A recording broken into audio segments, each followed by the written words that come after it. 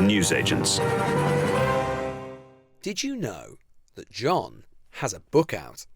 No, I was only dimly aware of it myself. You wouldn't know it from the great man's Stakhanovite work ethic on this podcast, but somehow he has found the time, in between recordings, to write his latest tome, Strangeland, How Britain Stopped Making Sense. And after weeks of tense negotiations with our lawyers, we've come to an agreement. If we give him this one episode where he can talk to us about it at length without too many mocking remarks, then he'll never mention it again. And they say that some contracts aren't worth the paper they're written on. In all seriousness, it's a great book from one of Britain's great broadcasters, tying together 40 years of thought on politics, where we've been, where we're going. And given so many themes of the book, most of all, the mutations in our liberal democratic polities are those we talk about most and think about most on the podcast, it seemed remiss not to have the man himself in for a rare Friday appearance to talk about what it is he wants to say, why we must guard the politics we have far more zealously than we have been. Welcome to the Newsagents.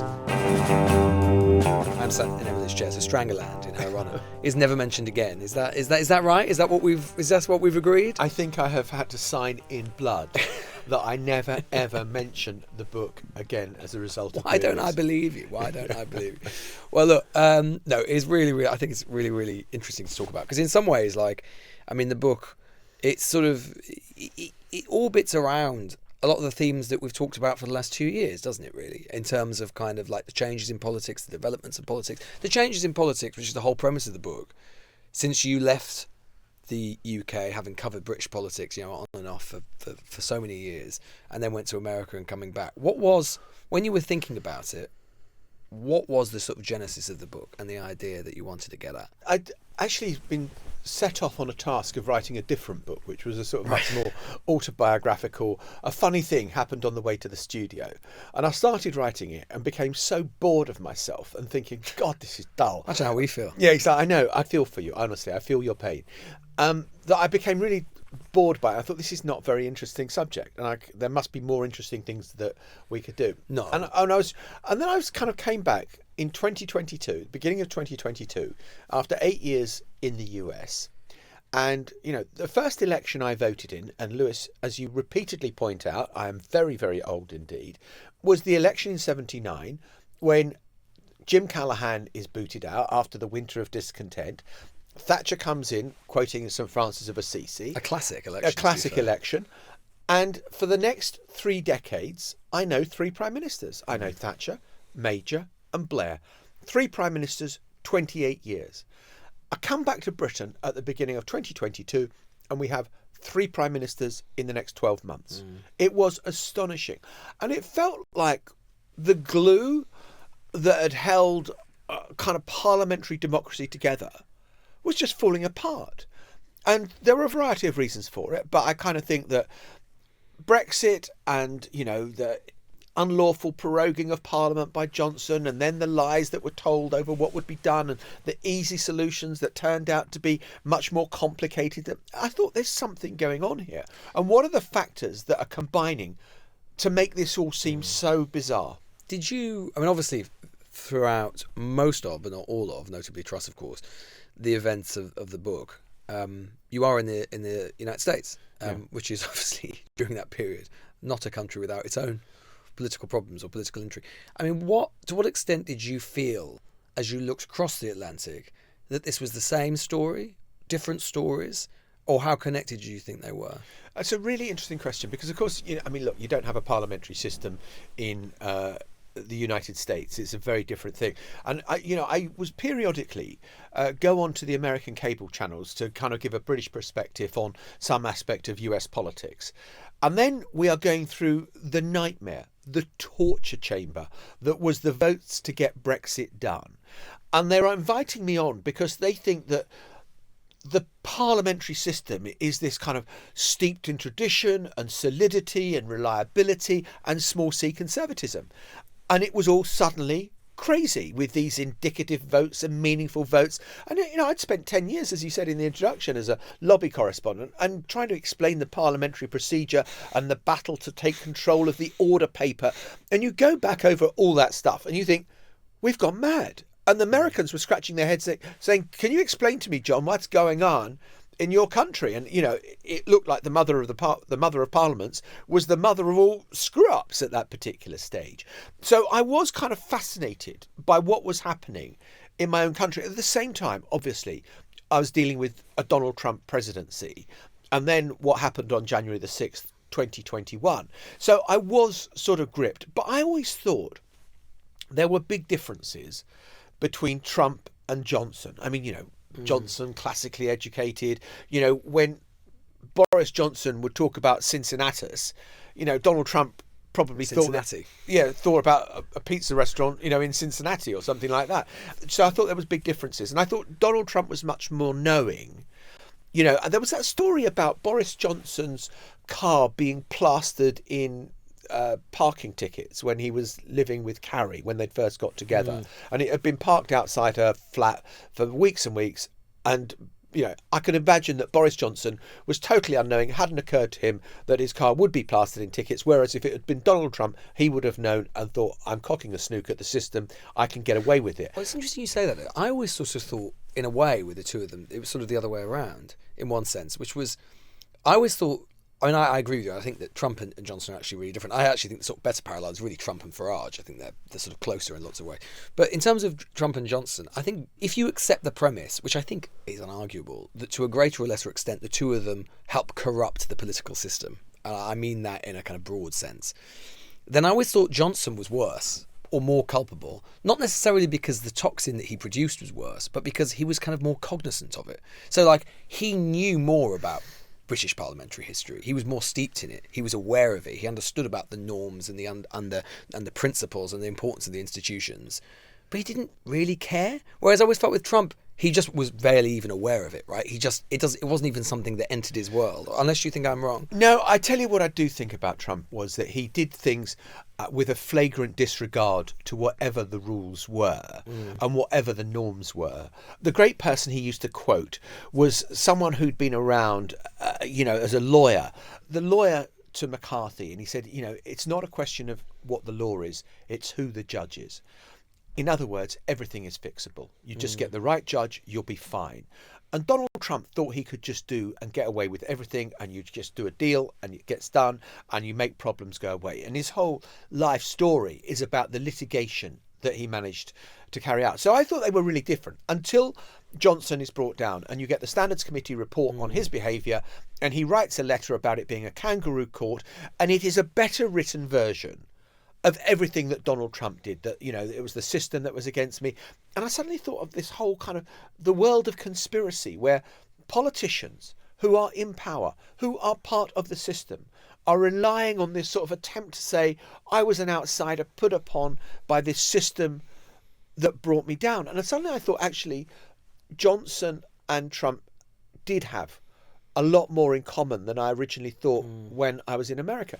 And then you get to January the 6th, 2021, which Donald Trump had this ability to leave you feeling utterly shocked but not surprised. January the 6th was utterly shocking. If you go to a war zone, you know you're going to cover a war. If you go to a natural disaster, you're going to be covering an earthquake or a volcano or whatever it happens to be. You go to America, you do not expect to be covering the sort of threat to democracy when the mob takes over Congress. Almost seems to have been forgotten now. Well, extraordinary. And the funny thing is that the more the passage of time and the January the 6th Commission, you realise that it was far, far worse than it looked at the time. There were paramilitary groups who had arsenals of weapons stacked in hotel rooms in Arlington, Virginia, just across the Potomac River from Washington. Some people have come out of that and said, look, this shows the strength and the durability of the US Constitution, that nothing ever happened. No, it didn't show that. It showed that but for the actions of a handful of decent, principled people who upheld the Constitution, many of whom have been removed now. Many of whom have been removed. They are nowhere near power anymore. And Mike Pence, you know, they were chanting, hang Mike Pence. And some information that's come out this week, the unsealing of documents, saying that apparently Trump was sitting in the White House saying, good, I'm glad they're saying, you know, don't care. don't care about Mike Pence. And so you realise that you rely on a few good people to do the right thing.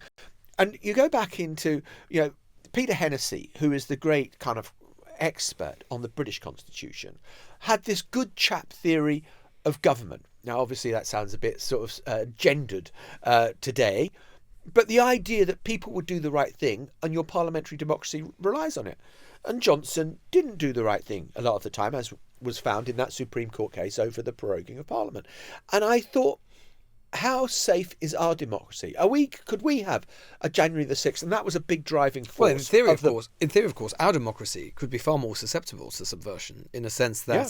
I remember someone asking me a good a question, actually, just before the election. I can't remember if it was for one of our Q&As or not.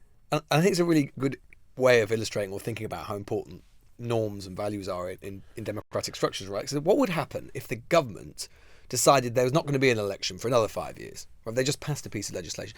And of course, in our system, you can't do that in the US election. In the US system, you can't. It's a constitutional requirement that they happen every 4 years or every 2 years in Congress. The first Tuesday in November, Correct. The inauguration is the 20th of January. And that's why it happened in the Second World War and it happened during COVID. It is, like the movement of the Earth around the sun. It's constant. But of course, in our system, there's nothing to stop it. I mean, if the government has a majority for it, and it's happened before, it happened in the Second World War. Elections. There was no election between 1935 and 1945. The thing that stops it, of course, would be it's not so much the constitutional process, which is possible. It is the reaction there would be, how embedded and how deep these democratic values are within British society. Because if that happened, there would be such a question about the government's authority, its legitimacy to govern, that it's entirely possible the sort of civil servants breaks down, sort of military, all of these sort of things, such a reaction from the press. And that's what matters. But as soon as you have someone or something, if those norms start to, and I think this is basically the heart of your book, as soon as those norms start to erode away, it's like something that Maitlis talks about before as well. We're the frog in the jar, right? In the boiling water. We don't quite realise how important they are or how hot it becomes until it's too hot for us to bear. And that is why our system, by comparison to the American system, this stuff matters even more. I think that's absolutely right. And look at the Rwanda policy, which is something we discussed a lot on the podcast. And, I sometimes wondered, are we being anti-Tory with some of the things that we were saying? But Rishi Sunak passed legislation which said that Rwanda was a safe country. Yeah, black is white and white is black. Black is white. And that is the basis where people have concerns about the idea of elective dictatorship, where Parliament legislates something to be true. And therefore you cannot challenge it in the courts, because there could have been, God forbid, another genocide in Rwanda, and the British law would have said Rwanda is a safe country. And then you hear John Major, who was Prime Minister from 90 to 97, coming in and saying it was unconscionable, unthinkable and unchristian. A Conservative saying that about something a Conservative government had done. Well, it's interesting you mentioned that, because I think that given we've been at the Conservative Party conference this week, it's quite apposite to talk about it. Because it strikes me, as I say, the whole premise of the book is that something changed, or some things changed. Not fundamentally, maybe, and maybe not irreparably, but, you return to a slightly different country, certainly politically, than the one you left. And we'll talk a little bit about whether that's true in a minute. But one of the things it strikes me that you can really concretely point to and say, my word, that is really quite different, is the Conservative Party. When you left in 2014, was it? Yeah. David Cameron's Prime Minister, a sort of... In coalition with the Liberals. In coalition with the Lib Dems. Certainly right-wing in lots of ways, certainly on economic policy, but certainly of a more liberal Conservative bent, a Thatcherite liberal Conservative bent. When you return, Boris Johnson is the Prime Minister, in all sorts of ways, a very different party. Is that one of the things, when you were at the Conservative Party conference this week and you sort of look around and you listen to the debate and the conversation and talk to people, how different does it feel to you? Oh, entirely. Just a different beast altogether. Look, in some ways, the 2024 general election was a marvellous counterpoint to what happened on January the 6th, 2021 in Washington, where suddenly there is the peaceful transfer of power. There is a gracious and generous speech from Rishi Sunak, conceding defeat and wishing Keir Starmer the best of luck in the job. And Keir Starmer humbly accepting it and saying, this is a huge task, and thanking Rishi Sunak for his service. And you think, this is politics as it is meant to be done. But we now have a far-right grouping in Parliament with Nigel Farage, a far-right anti-immigrant grouping. You would describe him as far-right. You think that's... Yeah, I think that's pretty much out. I think that, some of what he believes is pretty much out there. and some of his views on Russia, some of his views on immigration, that there should be no immigrants coming into the country, some of his views on Islam, some of his views, I think they're pretty well out there. It's funny, actually. I mean, this is a bit of an aside, but I actually think it's probably, I would personally actually, funnily enough, describe Trump as far right and Farage as hard right. Just in the sense that I always think with far right, and it's a slightly academic distinction maybe, but like far right would imply actually wanting to destroy the democratic system itself and replace it with something else. And like, actually, I think you can say that's Trump.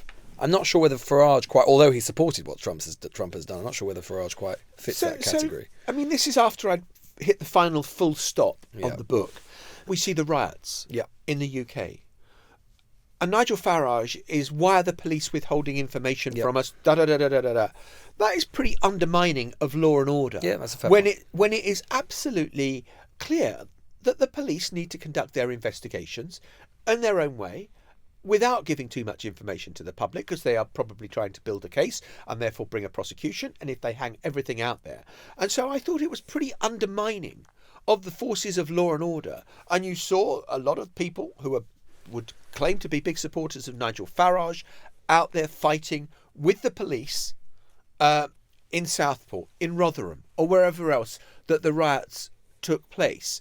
And I wonder whether, inadvertently or vertently, he is actually helping to undermine. All I'm saying is that I think there are now a far right grouping or hard right grouping, whichever. I'm not going to get hung up on the semantics of that. But there is a group to the right, way to the right of the Conservative Party, and you have a sizable chunk of the Conservative Party believing their only future is to move towards Farage and make an accommodation with him. 2014, David Cameron is all about detoxifying the Conservative brand. It is riding with Huskies. It is a more inclusive form of conservatism. Although he'd already started to move towards Farage even by that point. Yes, because he saw that the pressures for Brexit, and he made that huge gamble. Oh, I've won on proportional representation. I've won on Scotland. Let's roll the dice one more time and have the Brexit referendum, which, with the consequences that we've seen. Jon, one thing that you were very kind enough to let me read the book before it went out, and one of the things that we discussed was the role that I thought that was perhaps a really big part of this story is about economics, right? In the sense that sometimes, like, we've spent so many years, haven't we? I mean, not just me and you, but kind of the sort of journalistic class, kind of political scientists, others, sort of saying, what's going on in Western democracies? Why have they become so unstable? Why are these sort of populist forces everywhere? Why has the centre not held?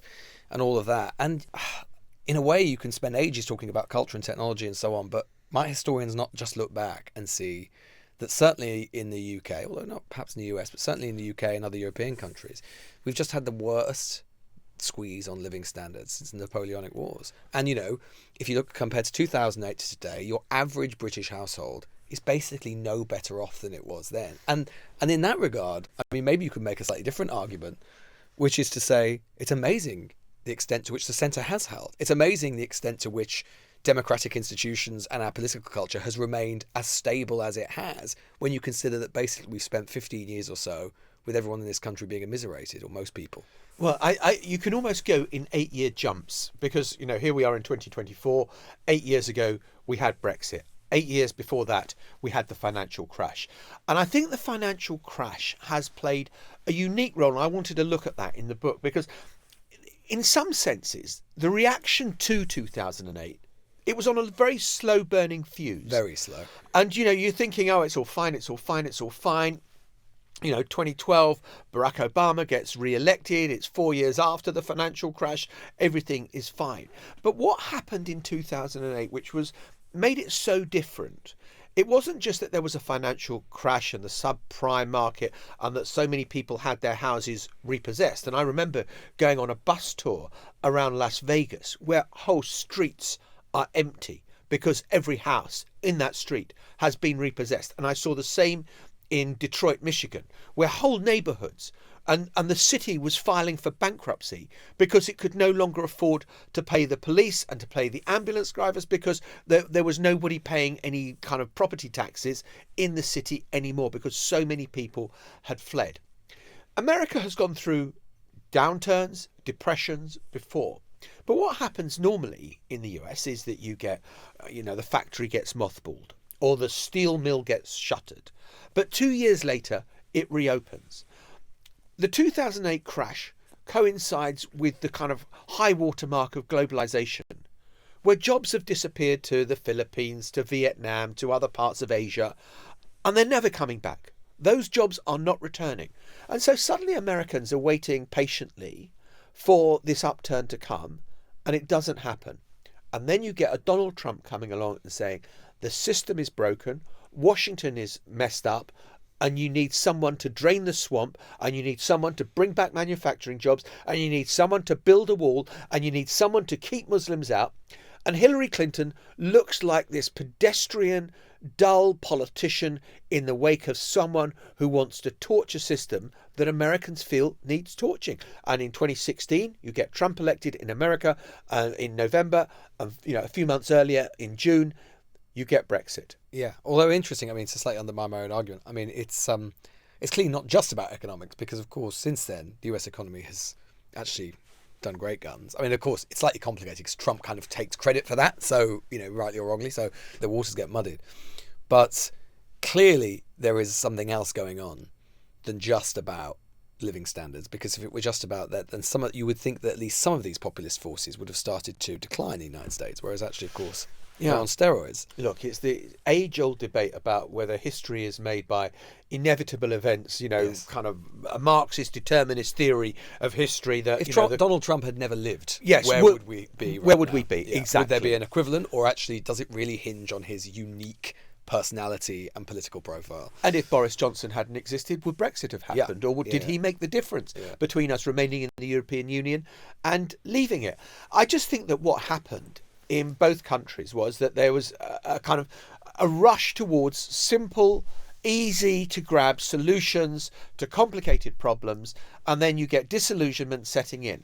That disillusionment hasn't yet reverted to a kind of normalcy in politics. There's still a very huge number of people who want to believe Donald Trump's message that if only we put foreign companies with massive tariffs, then American manufacturing jobs will come back. There are an awful lot of people who think that's not true. But you saw in 2020 them reject Donald Trump and put in Biden. And we've seen a kind of return to normalcy, arguably, with Keir Starmer coming back and saying boring things like, life's complicated and these things will take a long time to turn around. I want to finish with Starmer. Before that, I think and you, not least because you mention this in the book, the role of the media during this period, which is something we talk about a lot on the show, but which people, I know listeners in particular, but lots of people get very exercised about to what extent the media contributed to the rise of certain political forces, maybe like Trump or Farage or whatever, or Brexit, because there's a few that we didn't do our job properly, or we weren't robust enough with some of these people. What do you think about it? You talk about it in the book. What do you say? So I would say that it felt like we had a group of politicians in America and in the UK who had suddenly ripped up the rule book by which you play. You could lie as much as you like. You could say whatever comes into your head. If you get enough likes on social media, then people will follow you. And I've still felt the most part of the mainstream broadcast media was playing by the old rule book of, well, some people say this and some people say that, and only time will tell.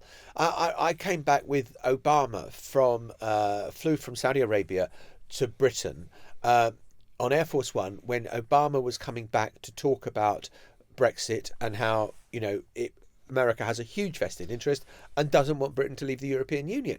And I filed this report because I'm travelling with Obama, and I get told by the news desk, it hasn't got any Nigel Farage in it. And you go, what? Nigel Farage isn't travelling on Air Force One.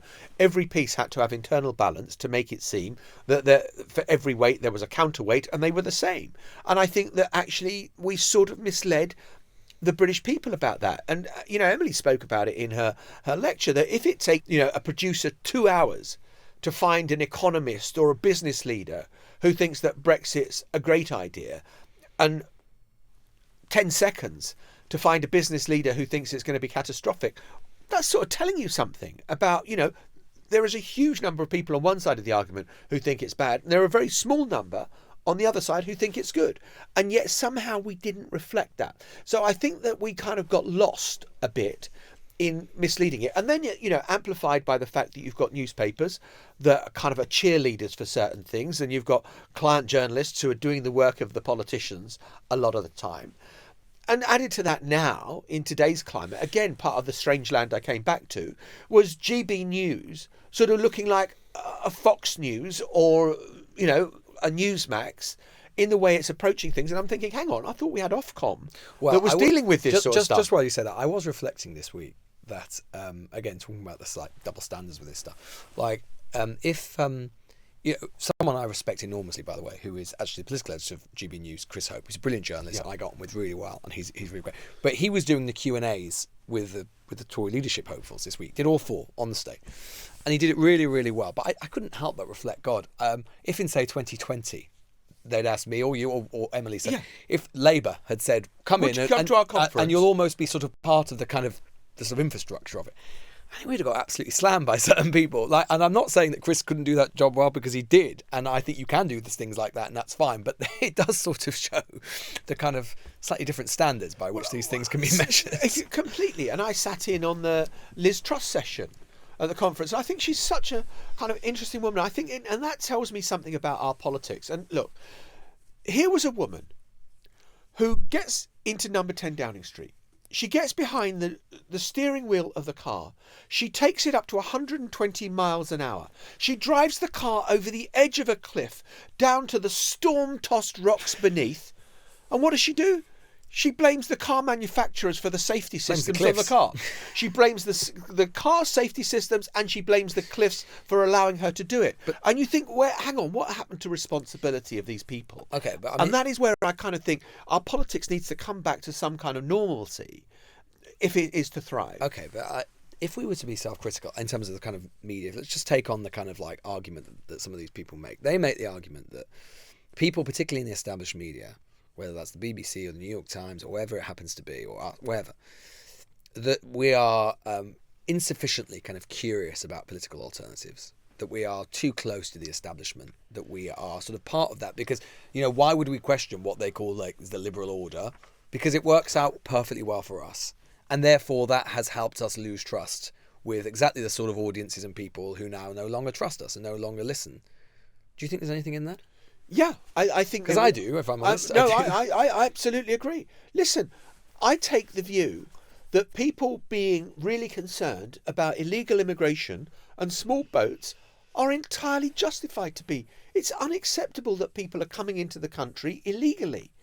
But let's have a more grown-up conversation, and this is where conventional politics has let people down, and why people are so furious, I believe, is that there isn't a grown-up conversation about migration, about, look, unfortunately the care homes would have to shut if every foreigner was, not here. We can't find the British people to pick the crops in Lincolnshire. That is the problem, isn't it? That's the problem. Because those same people who make those arguments to us and people like us are often, they go on about kind of liberal elites and whatever. What slightly irritates me is that, we've just had the self-awareness to go, look, like there can be points to this critique, but it would be nice occasionally to have the self-awareness of some of the people making that argument that the illiberal, let's call them the illiberal metropolitan elites, can also be very distant from the people that they claim to represent. So we could do with a little bit more self-awareness and a bit more, as you say, of just an honest, calibrated conversation all around. It was obvious to me in 2015, when I'm the North America editor and I'm travelling to Trump rallies, that something extraordinary is happening. The thousands of people who were turning out to support Donald Trump, who kind of loved the whole idea of Trump, the entertainment, the guy who was outside the system, who was going to tear it up. It was obvious to me that there was something going on. But I think that generally the media was very slow to react to it. And I think that generally speaking, the metropolitan media, or I hate the term metropolitan, but, the people who are based in London were slow to realise about... But arguably there's been an overcorrection since then, right? Yeah. Because part of the problem, and I think you and I both experienced this, part of the problem has been precisely because a place like the BBC felt so stung that they'd been sort of caught out. Although I think even that critique was a bit crazy. People would occasionally say, the BBC didn't see Brexit coming. It's like, well, it's not really the BBC's job to see something coming. It's not soothsayer, right? Like it reported on the events leading up to it, and it reported on what happened afterwards. But anyway, because this critique held that suddenly, everybody was so out of touch, that there was, and you've already alluded to this, and you describe it in your book in that anecdote you said about Farage, and I've got plenty of them as well. But there was an overreaction for fear of appearing out of touch. Would you agree with that? Yes, because I was never told, go to a Biden thing, go and find Democrats. We weren't interested in finding Democrats because Democrats were too much like us, what the BBC thought. And it was always so much more entertaining to get someone who's got 3 teeth in his mouth and goes, I love Donald Trump because I think he's the son of God. And, and that would make for much better television than just going to a kind of suburb somewhere in Massachusetts where people are saying, I'm supporting the Democrats because of X, Y, and Z. And so you overcompensate and you create an alternative reality. And I just do think that our job in the media, one is to reach as many people as possible and to reach people, young people were not being served by me doing the 10 o'clock news or the Today programme that much. That's why we're doing this. It's exactly why we're doing this, because I've never believed that young people aren't interested in news. They're just not interested in the way that I used to consume it when I was a kid. They're not buying newspapers and they're not watching conventional built news bulletins. Doesn't mean they're not interested. We've got to go to where they are. So finally, because I know you've got to fly off to the Chagos Islands after this. Look, obviously we go back to the whole premise of the book. Britain feels different now than it did when you left. I mean, is that still the case now you've been back for a few years, or have you sort of acclimatized to it? And I suppose the sort of biggest question of all, are you talking about something which is kind of historical, which is this period of unusual events, of a destabilization of the order as it was? But now, because you've already alluded to it, we had Liz Truss, but then we had Rishi Sunak, we've had Jeremy Corbyn, yes, but we had Keir Starmer. Now, we don't know what's going to happen with the Conservative leadership contest, but it's like we could get James Cleverly again, not an extreme figure by any stretch of the imagination. So actually, have things reset, or are we going into a new stage? I think that what I feel and what I want to argue in Strangeland is that for all the faults of British society, we do have free speech. We do have the rule of law. We have free and fair elections. We have due process before the courts. We have equality before the law. I think those are all things that are really absolutely fantastic. And you look at some of the authoritarian regimes around the world, you look at Russia, you look at China, you look at, wherever you want to look. And you think, God, I wouldn't want to live in that.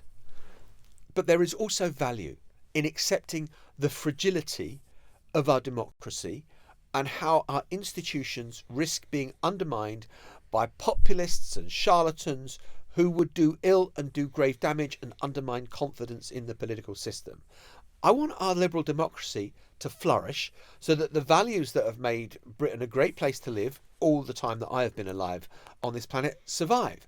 And I just think it's worth thinking that these institutions are not permanent. Liberal democracy is not the natural order that has been for 1,000 years. It can go. And I just think that we need to beware of people who, for whatever reasons, would undermine those institutions. And I think that, does it make me an institutionalist? Probably. It does. Am I kind of part of the established order? I don't know. Maybe I am. But I just think it is the best way to deliver for the most people in this country. And I just think that some of the experiments and the false promises have just led to massive disillusionment, which is not good for democracy. So we should take the last few years as a warning. Yes, and be alert to the dangers. Not catastrophize them. Not, oh my God, we're all doomed. This book is not we're all doomed. This book is we're in a hell of a lot better place than America is. We haven't got the polarised divisions. We haven't got the culture wars over guns, over abortion, all those things. There was no January the 6th when Boris Johnson was removed from office. There was no one. There was barely a single person outside Parliament. We don't have those things that are tearing at the fabric of our society. But that doesn't mean we shouldn't be cautious as well. Well, John, that's it. That's it for Strangeland now. I can't on mention this it show. ever again. No, that's it. Do I have to promise? I believe that there is some sort of financial penalty for you for doing that. It's like a swear box, but only bigger. Yeah, exactly. Look, John, it's a great book. If you haven't read it already, everyone listening to this has surely already got at least 2 copies by now. I'm going to tell one story before you go, which is that Lewis Goodall offered to read the book before I published it. And I sent it to him and said, have you read it yet? And he said, no. He was in Tbilisi and he said, I'm going to have a look at it on the flight coming home. I don't know how long it takes to get back from Tbilisi. And so he sent he said, I've sent you some notes. And I thought he's probably read the first 15 pages. He had read the whole bloody book.